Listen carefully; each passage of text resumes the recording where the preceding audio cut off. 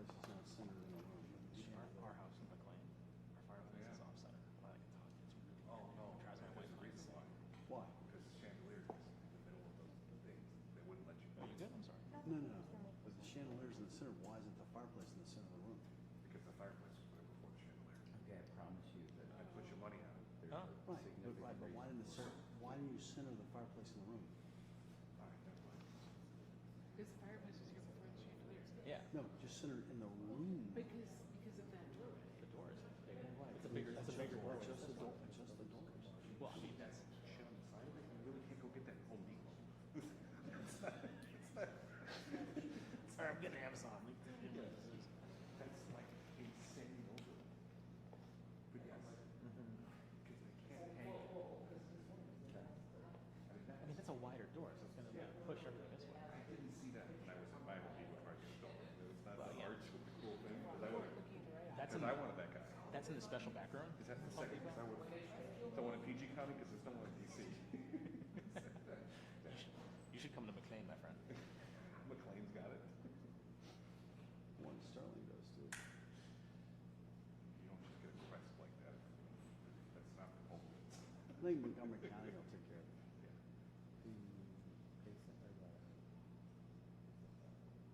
How about that chandelier would block the visual effect of the fireplace from up close? Maybe I don't maybe know. that might be it. Let's have the reporters ask. Yeah. Okay, we have a question for you. You know, We'll be why gone isn't the tomorrow. fireplace center of the It'll room be with the gone chandelier? tomorrow. The person that could answer that question is probably, she died a long time ago.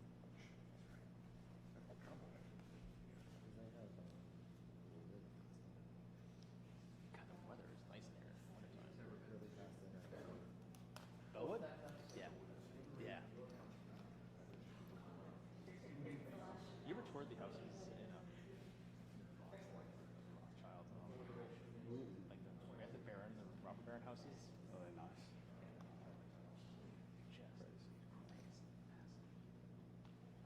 stunning architecture.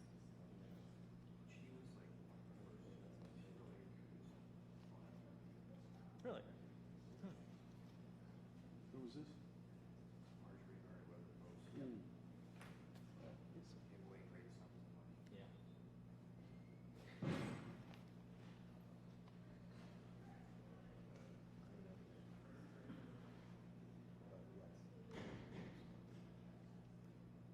Who's that up there?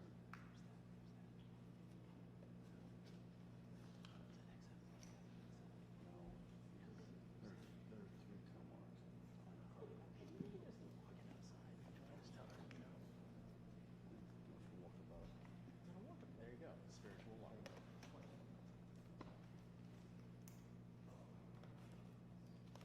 There's no agents in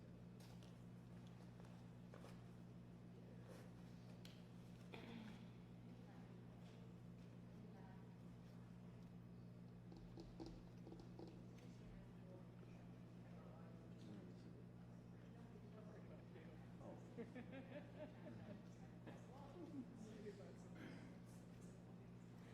Why are you turning red? Why are you turning red? Ooh.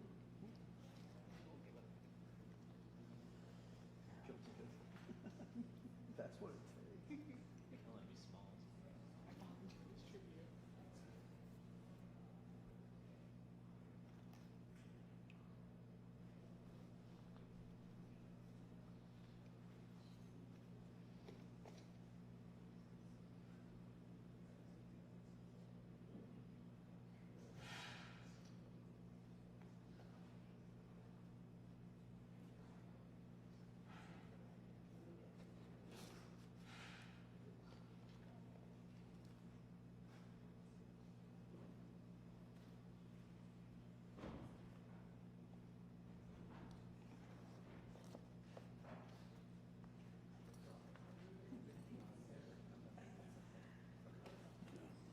No,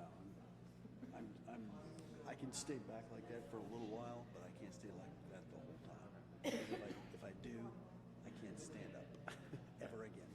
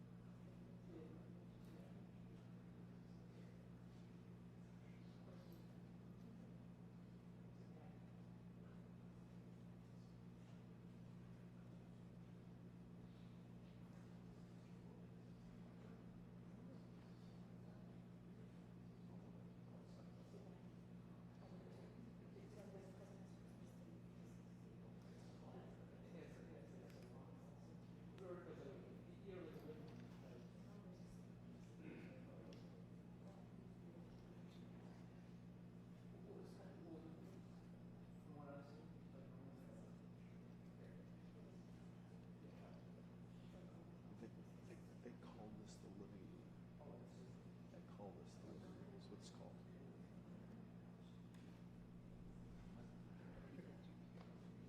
Yeah.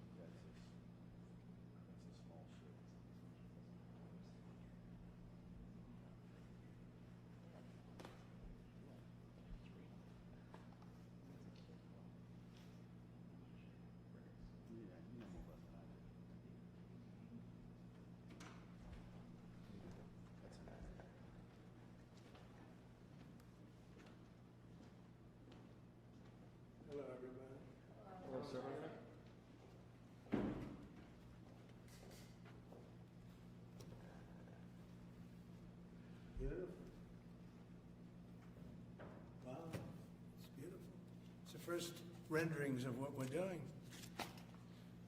So I want to wish everybody a big hello and Merry Christmas and welcome to Mar-a-Lago for this exciting announcement of the new Golden Fleet. We're calling it the Golden Fleet that we're building for the United States Navy. As you know, we're desperately in need of ships. Our ships are, some of them have gotten old and tired and obsolete, and we're going to go the exact opposite direction.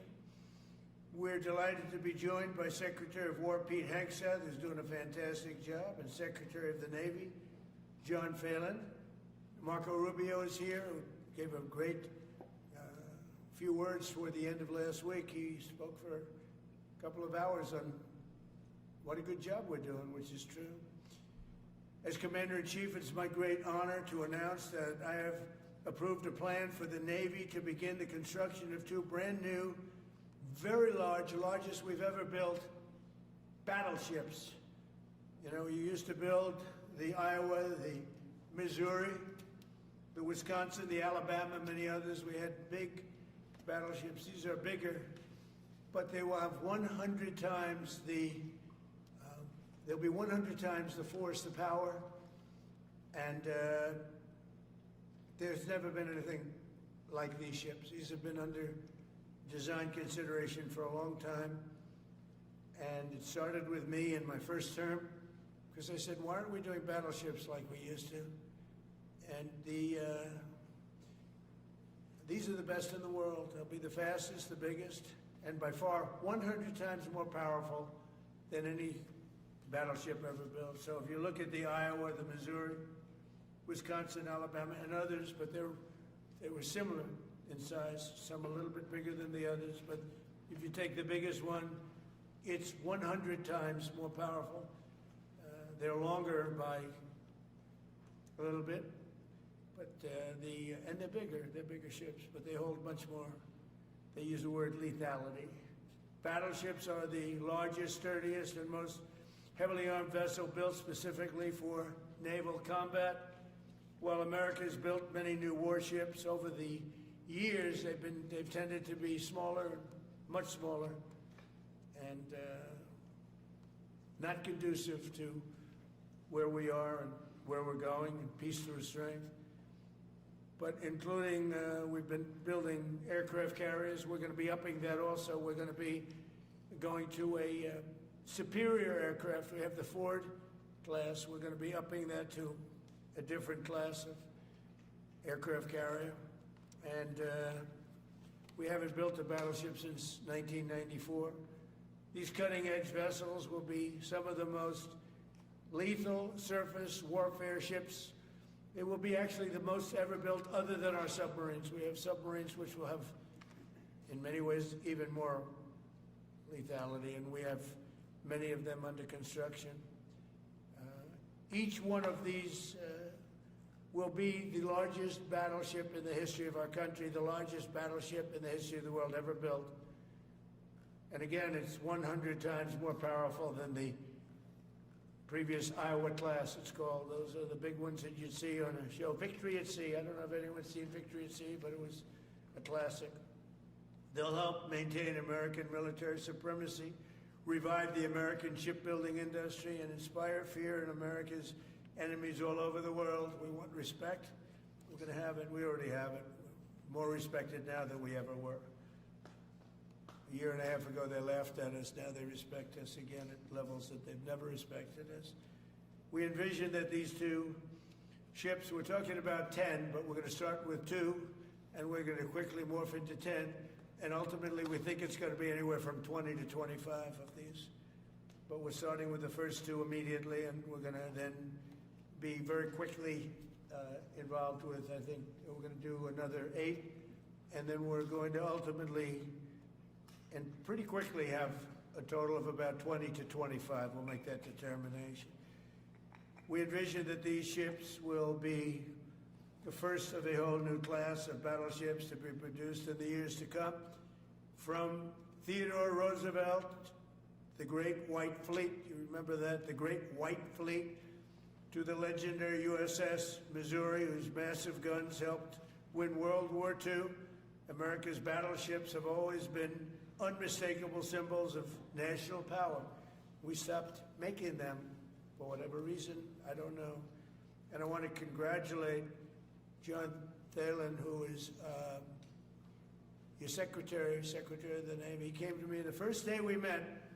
He talked about battleships, and I said, "You're absolutely on the right track." He said, "Why are we doing other things? We have missiles, which are much more expensive." By the way, these battleships have tremendous numbers of missiles, but they also have guns.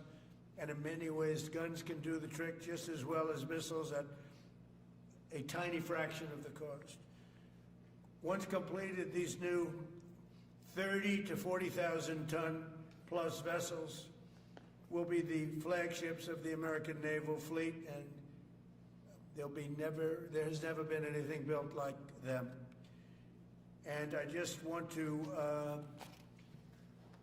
be very clear that we're building them here. We're working with others, but we're building them here. We have great Navy yards. We'll be negotiating with some of the companies that are running those yards, taking over the yards. We used to build a ship a day during World War II. Now we don't do ships very much anymore. We do military ships, we do submarines. By the way, we're 15 to 20 years advanced in our submarines over anybody else. That was one of the things that I did in my first term. We make the best submarines by far in the world. We're at least 15 years advanced ahead of anybody else in submarine development. Most powerful, that's right, the most powerful weapon anywhere in the world, undetectable. So the battleships are going to be armed just in terms of guns and missiles at the highest level. They'll also have hypersonic weapons, many hypersonic weapons, state-of-the-art electric rail guns, and even the high-powered lasers that you've been starting to read about. We have lasers where you aim the laser at a target and it just wipes it out. We're going to have, they'll be the most sophisticated lasers in the world, and the most sophisticated laser in the world will be on the battleships that we're building. They'll also carry the nuclear armed, sea-launched cruise missiles currently under development, which will be instituted pretty quickly, but they're under development and they've proven to be extremely lethal. The U.S. Navy will lead the design of these ships along with me, because I'm a very aesthetic person, alongside our partners in American industry, and we're going to have Pete Hegseth and Marco and a lot of very talented people involved, but a lot of it's already been done. We've been doing this for months. The construction will create thousands of American jobs. We're going to have the jobs be created. I mean, already we have factories being built unrelated to this, although AI will be a big factor when it comes to these ships. They'll be very AI controlled. Today's announcement is yet another step in our mission to make the United States Navy stronger than ever before. Again, when you talk about 100 times the power of these massive ships that we had years ago, it's pretty amazing. And next week I'm going to meet with the defense prime contractors. I'm going to meet with them here, Florida. And we're going to be talking about production schedules because they're too slow. We have many countries, allies, that are wanting to buy. We make the greatest equipment in the world, by far. Nobody's even close, but they don't produce them fast enough. So we're going to be meeting with them to talk about the production schedules. We're going to have strong production schedules. And the only way they're going to be able to do that is to build new plants. Even with the F-35, we have many people who want the F-35 fighter jet, and it takes too long to deliver them to allies or to ourselves. It takes too long. The only way they're going to be able to deliver them is if they build new plants. They don't want to build new plants because that's expensive. So we're going to be discussing production schedules. We're going to be discussing CapEx spending. We'll be discussing the pay to executives where they're making $45 and $50 million a year and not being able to build quickly. They're going to make that kind of money. They have to build quickly. Again, we make the best equipment in the world, but they don't make them fast enough. And we're going to be also discussing dividends. We want the dividends to go into the creation of production facilities. So we'll be talking about all CapEx, dividends, and the pay. We're also going to be talking about buybacks. They spend so much money on buybacks. They want to buy back their stock. I don't want them to buy back their stock. I want them to put the money in plant and equipment so they can build these planes fast, rapidly, like immediately. I mean, I have sold more planes than any president by far, times probably 20. So every time I go someplace, I sell 100 planes. That includes commercial planes, Boeings, etc., but it also includes fighter jets. And I'm always having to say 5 years, 6 years, 7 years, helicopters, Apache helicopters, many years. India bought them. They want to get them. They don't want to wait a long time. So we don't want to have executives making $50 million a year, issuing big dividends to everybody, and also doing buybacks. And then they say, well, we don't have the money to build the plant. They got to build plants. Plants to make F-35s, plants to make helicopters, plants to make the F-47 new jet. And that's it. And that's what I'm going to be talking to them about. They're going to start spending money on building airplanes and ships and the things that we need, not in 10 years and 15 years. We need them now. And we're strong about it. Last week, the Navy announced a brand new class of frigate, and they're going to be working with the South Korean company. Hanwha, a good company, recently agreed to invest $5 billion in Philadelphia Naval Shipyard. We're opening up the Philadelphia Shipyard. Once a great yard. Now it was a long time ago decommissioned, but now it's reopening. Working with the Navy and working with private companies. The record-setting defense bill I signed last week authorized $26 billion to build new ships, including destroyers and various others. We already have a lot of submarines, as you know, under construction. We're building a lot of submarines. I tell you, to be exact, we have right now 15 submarines under construction or ready to start. And we have, again, the greatest submarine in the world with our technology, like they talk about chips. Well, I would say submarines are a bigger deal than chips. We're at least 15 years ahead of any other competitor. China, Russia, nobody can come close. We're also building right now 3 large aircraft carriers in addition to the ones we have. And we have, actually, interestingly, we have a lot of submarines. How many submarines do we have now altogether, approximately? Huh? What? Over 30. We have over 30. But these are the super duper subs, and there's nothing like them. So we're going to be doing from 12 to 15 brand new submarines. We have a couple of other things going on. We'll be building other elements of Navy. We'll be fixing up headquarters. We'll be fixing up places for our great sailors to live. And we're going to be working very hard with companies, but we're also going to be penalizing companies that aren't doing a good job. For instance, when they built the Ford, Gerald Ford, the cost overruns were ridiculous. That was done in Norfolk, Virginia. We're going to be talking about that with that company. The cost overruns were out of control. In World War II, the United States built upwards of 4 ships per day. Can you believe it? 4 ships a day, on average.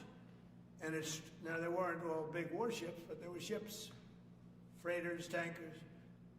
And it's a tragedy that we allowed this incredible capability just go astray. We don't do that much anymore. We do build our warships, but that's about it. But that's a lot. We're going to restore America as a major shipbuilding power. We're going to ensure the USA is the most powerful fleet anywhere in the world, and long into the future with battleships helping lead the way, and the submarines that, again, nobody competes with us on submarines. So I just want to thank everybody, and I'd like to ask Secretary Hegseth to say a few words, followed by the Secretary, but if you would, Secretary of the Navy. But Pete's doing a fantastic job. By the way, we have drugs are down 96.2% coming into the United States. 92.6 by sea. And soon we'll be starting the same program on land. The land is much easier. But every one of those boats that we knocked out saved 25,000 lives. So we saved 25,000 lives every time we knock out one of those boats with the drugs pouring in, and you just have to see it. I mean, people say, "Oh, gee, do you think it was really drugs?" Well, just take a look. Bags all over the place. That's not fishing equipment. There's no fishing rods on those boats. They move fast. When you see a boat with 4 engines or 5 engines on, going 40, 50 miles an hour, well, they get hit. We save 25,000 lives every single time we knock out a boat, and it's over 96% stopped by sea. We're trying to figure out who the other 4% are, frankly. And we're going to have the same success, but even quicker, because it's much easier on land. If they want to come by land, they're going to end up having a big problem. They're going to get blown to pieces, because we don't want our people poisoned. 300,000 people died, probably last year 300,000. A lot of people say it was 200. Somebody said last night, it was only 175,000 people. That's like 3 stadiums, big football stadiums filled up with people died. But I think the real number is 300,000. We're not going to have that anymore. So we're doing a great job, and we enjoy doing it. Our border is secure. Our country is strong. Trillions of dollars is coming into our country from other countries and companies. They're building factories and plants, including auto plants, all over the United States of America. Without tariffs, they wouldn't be doing anything, although they were very happy with the November 5th election. But it's only because they want to avoid paying tariffs that they're all coming in. And again, the biggest number was $3 trillion in history. That was China many years ago. Now it's $18 trillion, and that's just in 10 months. We think we could hit $20 trillion. That's investment in the United States, including plant and equipment. So thank you very much, and I'll ask Pete to say a few words, and then John. If you have any questions, we'll take them. Thank you. Well, Mr. President, you're exactly right. There are no fishing poles, no fishermen, and no fishing boats. Just drug dealers and narco-terrorists. And with every strike, we're saving American lives. No other president is willing to do real deterrence. That's exactly what's happening. It's an honor to be here, Mr. President, Mr. Secretary, Secretary Rubio, to talk about what peace through strength really looks like. You can talk about it, or you can invest in it, and you can build it. And that's exactly what President Trump is doing. At the Department of War, we're restoring the warrior ethos. In fact, the President mentioned the NDAA. We put into law merit-based. We put into law getting rid of DEI and political correctness. That's now part of how our military operates. And you've seen it in record recruiting in the spirit of the Department of War. We're rebuilding the military. President Trump did it once. He's doing again with historic investments today in shipbuilding. And we're reestablishing deterrence, whether that's at the border, whether it's through Golden Dome, what happened with Midnight Hammer and what Iran found out, those drug boats, and of course the Houthis opening up the shipping lanes. American strength is back on the world stage. And the announcement of the Golden Fleet, anchored by new battleships, the biggest and most lethal ever, accomplishes all 3 of those things and marks a generational commitment to American sea power. Across the entire department, we are developing new operational concepts, deploying cutting-edge technologies, and making major investments, including in our Navy. This is happening in all domains, including space, as the President has talked about before anyone else. So it's the highest of domains and the lowest of domains under sea, and especially today in sea power, that always has to be decisive, has been in the history of America, and will continue to be under the leadership of President Trump. We will make sure that anything that flows from our country and with our allies flows freely and uncontested. New and better ships will provide that deterrent today and for generations to come. This new class, these new investments, will be the types of things that for decades, for centuries, the American people will look back and thank President Trump for having the vision and the willingness to invest right now in capabilities we need today, tomorrow, and long into the future. So, Mr. President, thank you for this investment, and I'll hand it over now to the Navy Secretary.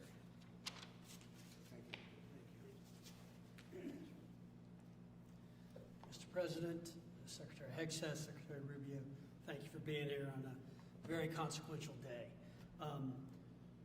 From my very first conversation with President Trump about serving as the Secretary of the Navy, he's talked about the great Iowa-class battleship and why America doesn't build ships anymore with that kind of offensive firepower that takes the fight to the enemy. During my time in the job, I've talked extensively with our combatant commanders, like Admiral Paparo and Admiral Cooper, and our CNO, Admiral Cottle.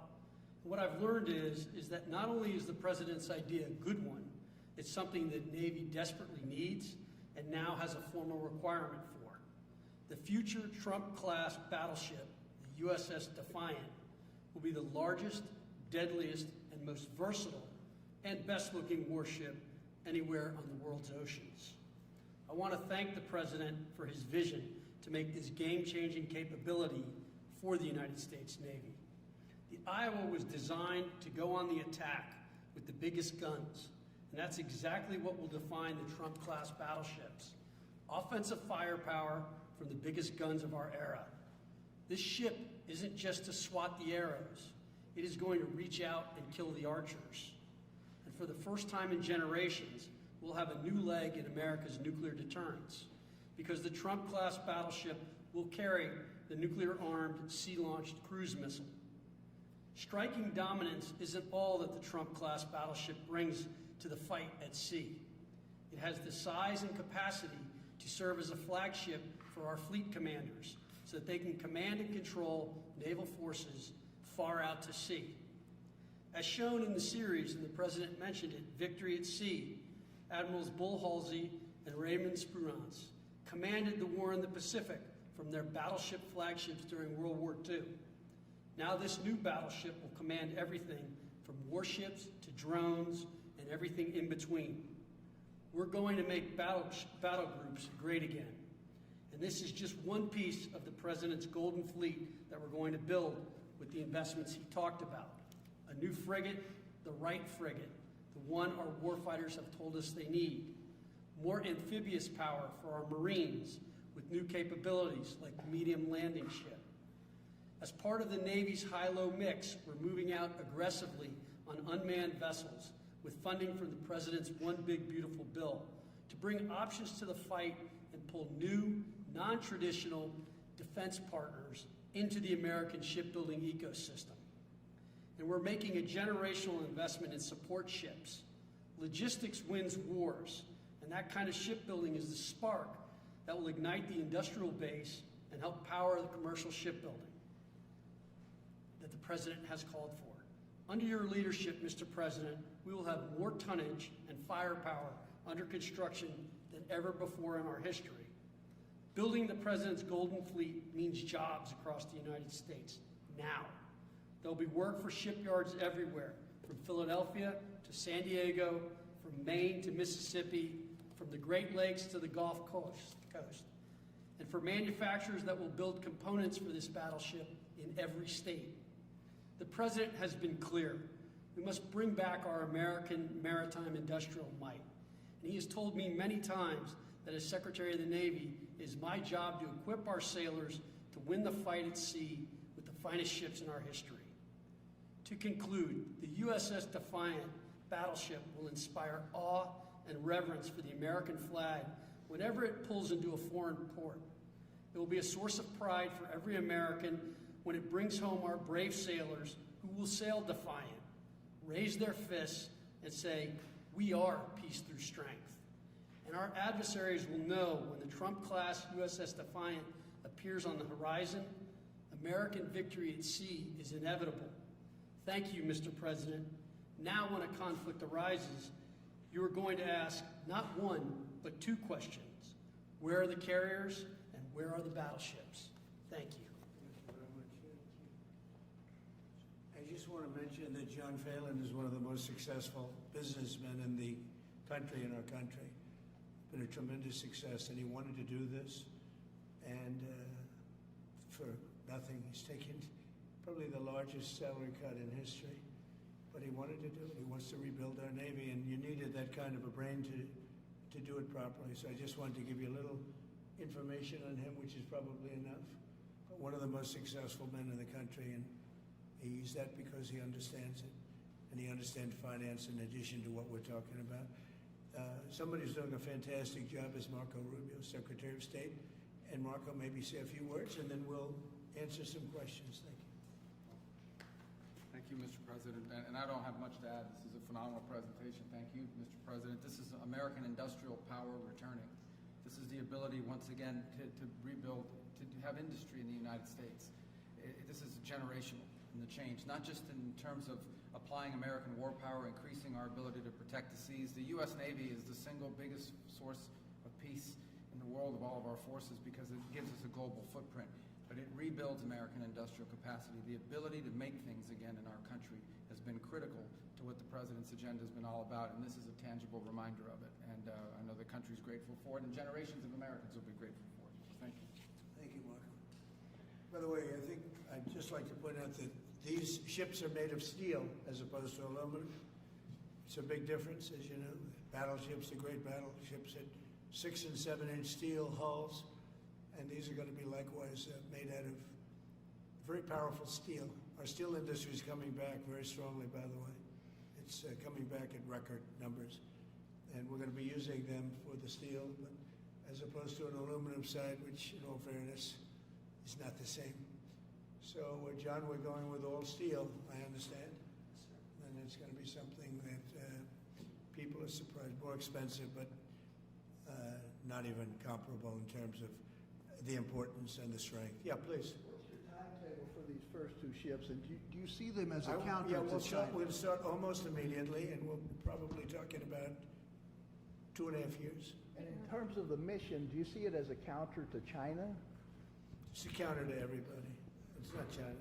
We get along great with China. I have a great relationship with President Xi, and not China. It's just everybody. You don't know who comes along, but we just wanted peace through strength. Hopefully we never have to use them, but there will never be anything built like these. Think of it. Those battleships are incredible. These have 100 times the power.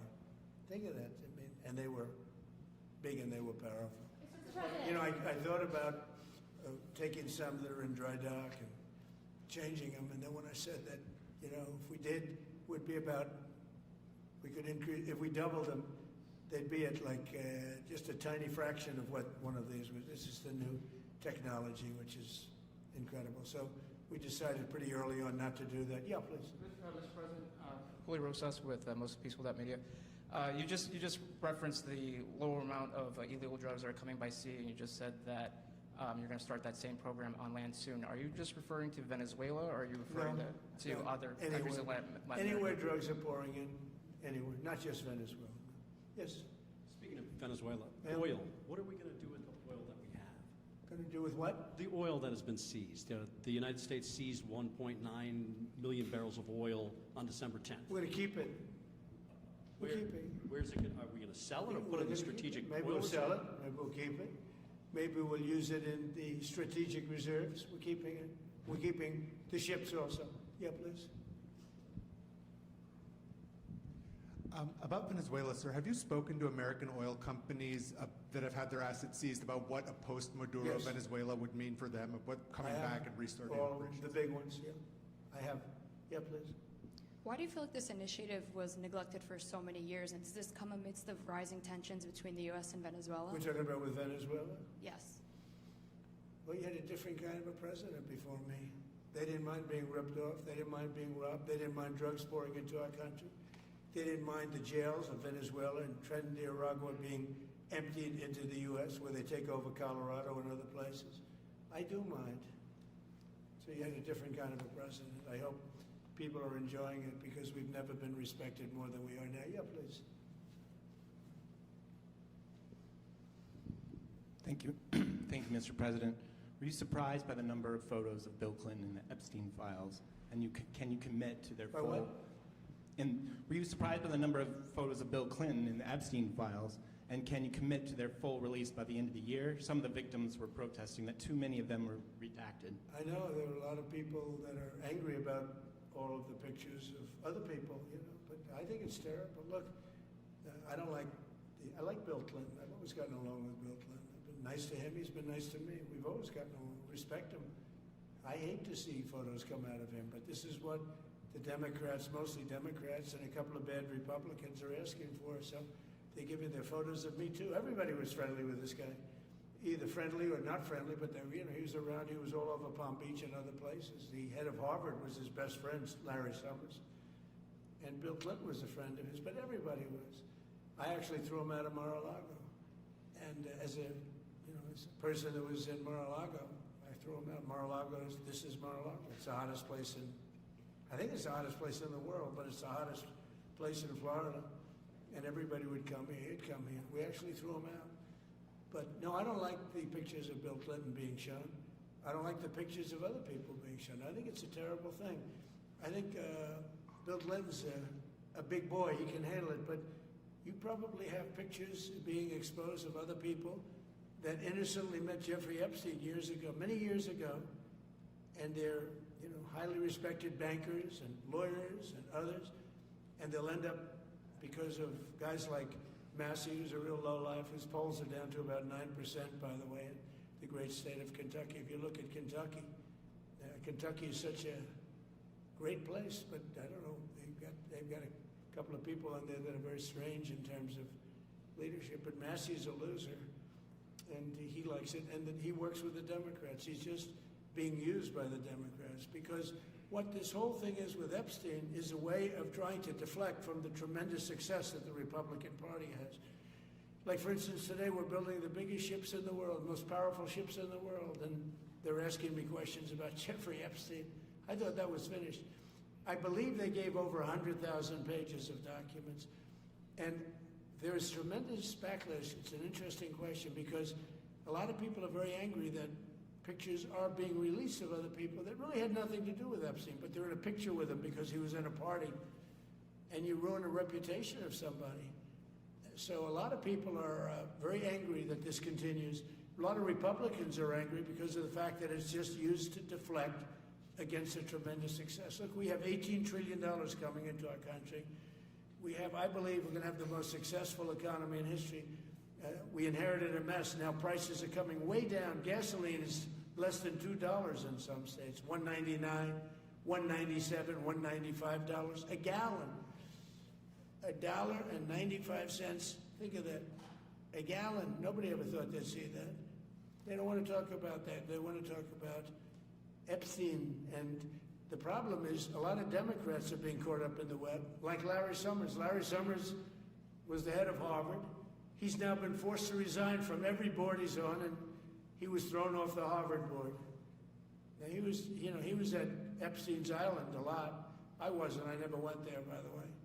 But fortunately, it's nice. But I never went there. But a lot of people did go there. But instead of talking about the battleships, or instead of talking about most favored nations drugs, we're bringing down drug prices like at a level that has never even been thought of, by thousands. Think of it, by 1,000%, by 1,200, 1,300, 1,400% in some cases. A drug that sells for $10 in London is costing $130 in New York.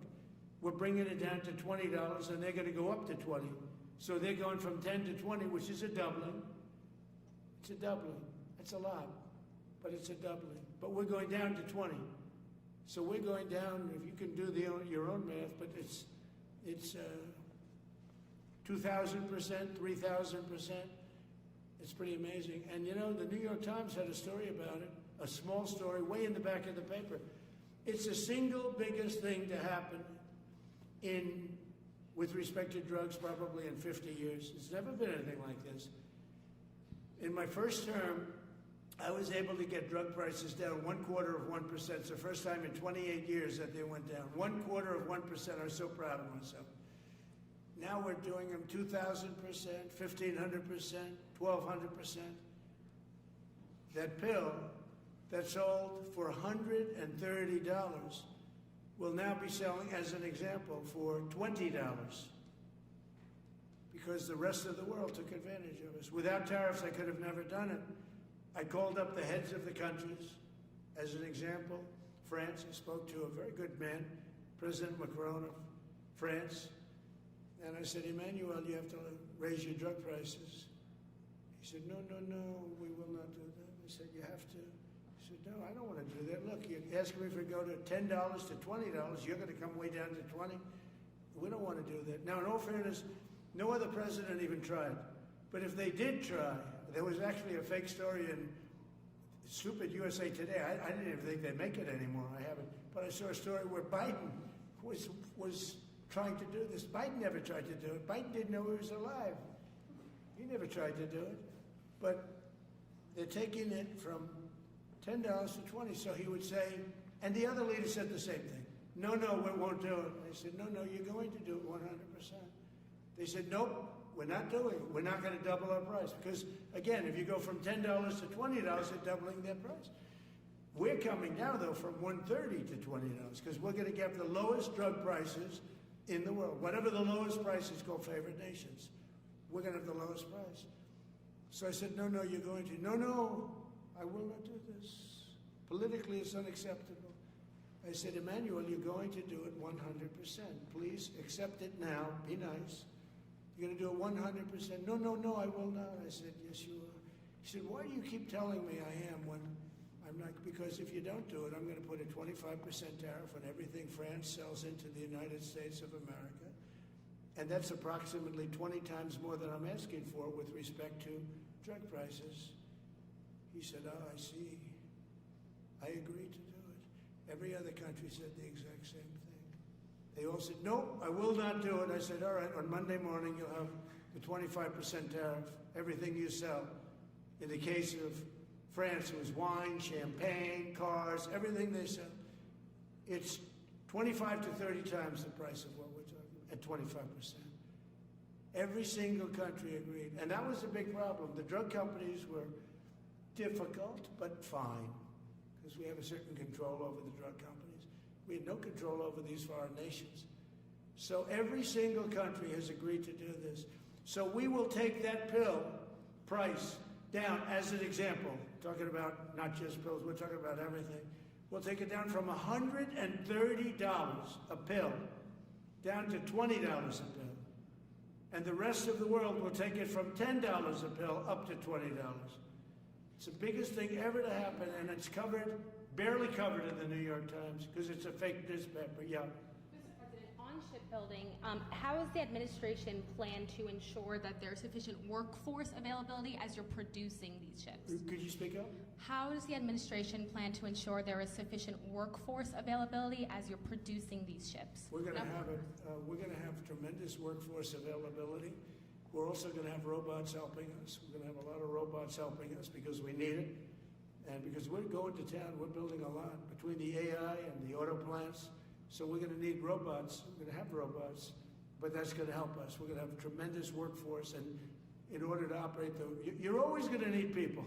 You know, you can have robots, but you're going to have to get somebody to start those robots, and you're going to have to improve the robots. But we're going to have robotic factories plus manpower. So we're going to have enough. We're going to need the help of robots and other forms of, I guess you could say, employment. We're going to be employing a lot of artificial things, but the beauty is we're going to have more jobs than we've ever had. Just so you know, a number came out the other day. We have more jobs right now in the United States.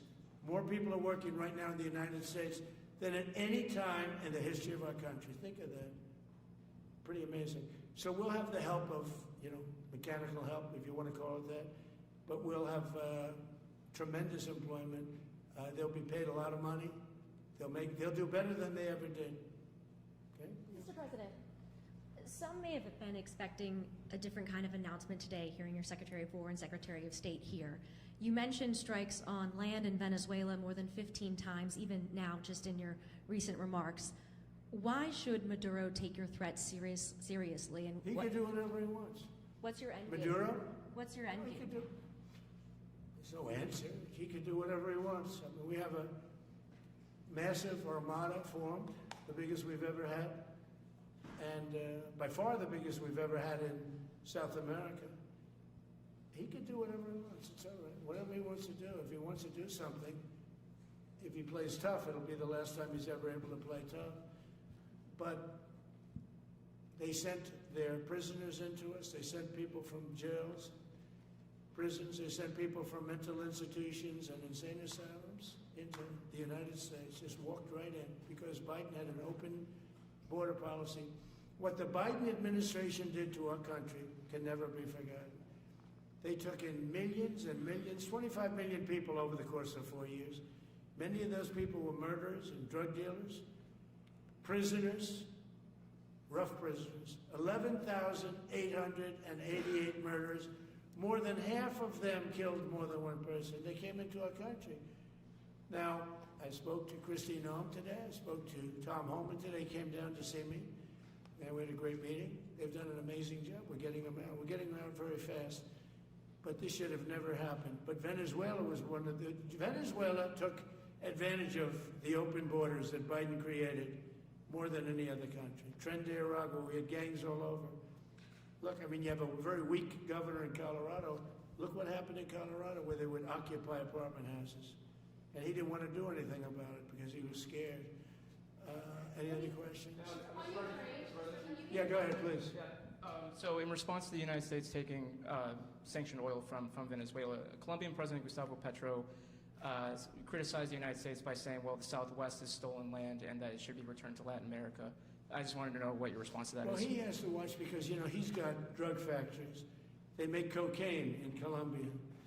And he's no friend of the United States. He's very bad guy. And he's got to watch his ass because he makes cocaine and they send it into the United States of America from Colombia. We love the Colombian people.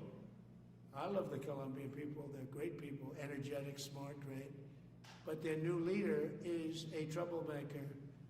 And he better watch it. He better close up those cocaine factories. They have at least 3 major cocaine factories. We know where they are. He better close them up fast, yeah. By the way, it's made and sold into the United States. Comes through Mexico. Thank you, sir. You've named Governor Landry to be new special envoy to Greenland. Yeah. How do you? What do you see that role entailing? And is it still your intention that Well, he Greenland called become me, part of and the you know, U.S.? he viewed Louisiana, the Louisiana Purchase. He said, "I'm governor of Louisiana," and he said, "I would love." I didn't call him; he called me. He's very proactive. He's a great guy. He's a deal guy. He's a deal maker type guy.